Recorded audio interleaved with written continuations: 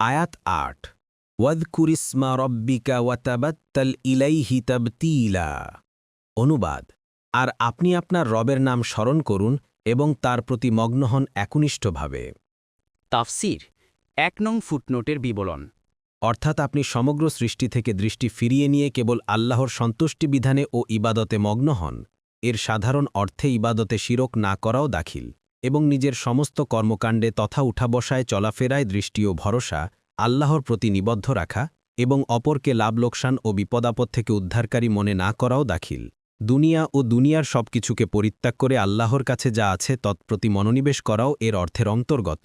কিন্তু এই তাবাত্তুল তথা দুনিয়ার সাথে সম্পর্কছেদ সেই রহবানিয়া তথা বৈরাগ্য থেকে সম্পূর্ণ ভিন্ন কুরআনে যার নিন্দা করা হয়েছে এবং হাদিসে তা প্রত্যাখ্যাত করা হয়েছে।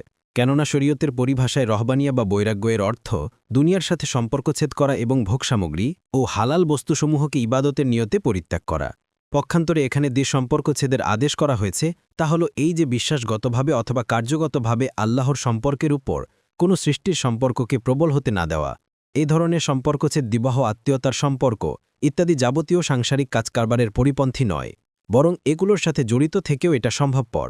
রাসূলগণের সুন্নাত, বিশেষত রাসূলকুল শিরোমণি মুহাম্মদ সাল্লাল্লাহু আলাইহি ওয়াসাল্লাম এর সমগ্র জীবন ও আচার আদি এর পক্ষে সাক্ষ্য দেয়। আয়াতে তাবাত্তল শব্দ দ্বারা যে অর্থ ব্যক্ত করা হয়েছে মূলত তা হল সকল ইবাদত একনিষ্ঠভাবে আল্লাহর জন্য করা এবং এর মাধ্যমে একমাত্র তারই মুখাপেক্ষী হওয়া। দেখুন কর্তবী